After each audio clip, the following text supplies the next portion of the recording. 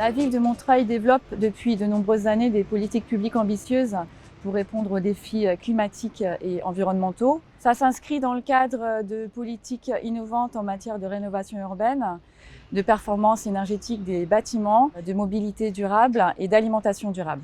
Montreuil est une ville typique de la petite couronne francilienne. Elle est polarisée par la présence à l'ouest de Paris et on y observe des disparités socio-spatiales qui sont accentuées par la présence de la butte de Romainville qui sépare le territoire entre le Haut-Montreuil et le Bas-Montreuil. C'est un projet qui a été porté par Lab Recherche Environnement Vinci Paris Tech, qui a été réalisé en partenariat avec la ville de Montreuil et l'école des Ponts, avec 4 encadrants et 8 élèves autres que moi. Et l'objectif du projet, c'était de faire la démonstration du caractère opérationnel d'outils qui sont créés par la recherche et de les mettre à disposition de la commune de Montreuil. Nous avons utilisé la méthodologie de l'analyse de cycle de vie. C'est une méthode de calcul des impacts environnementaux qui est adaptée à ce type de projet de par son approche multicritère et multi-étapes. Elle est multicritère car elle permet d'évaluer différents indicateurs environnementaux et pas uniquement les émissions de CO2 par exemple. Et elle est également multi-étapes car on prend en compte les impacts environnementaux depuis la fabrication d'un produit jusqu'à sa fin de vie en passant par son étape d'utilisation.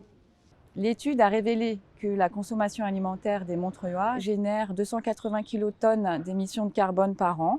Dans le secteur de la mobilité, on s'est intéressé à diagnostiquer les émissions de gaz à effet de serre des habitants et des travailleurs de la ville de Montreuil en simulant le trafic et en évaluant justement ces émissions. On a chiffré à 147 kilotonnes de CO2 équivalent les émissions annuelles des habitants et des travailleurs de Montreuil. La modélisation nous a permis de calculer les émissions de CO2 et notamment dans le secteur du bâtiment résidentiel. Nous avons près de 160 000 tonnes de CO2 équivalent émises par an.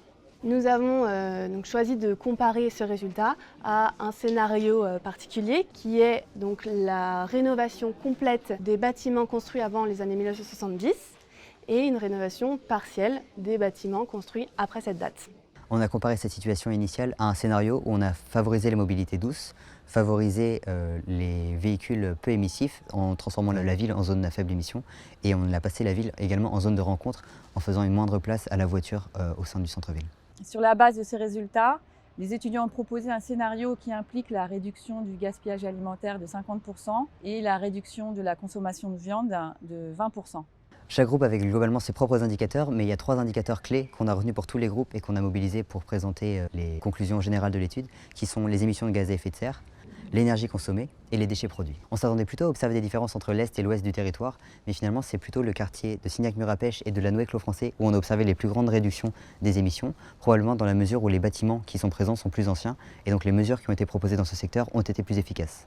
Cette étude constitue une aide à la décision pour décliner au niveau local les politiques de lutte contre le changement climatique national et permet d'objectiver l'impact du changement de comportement individuel. La carte de la répartition des émissions de CO2 de la ville de Montreuil par secteur est une aide à la prise de décision qui permettra donc à la ville de définir les secteurs prioritaires ou implémenter les mesures que nous proposons.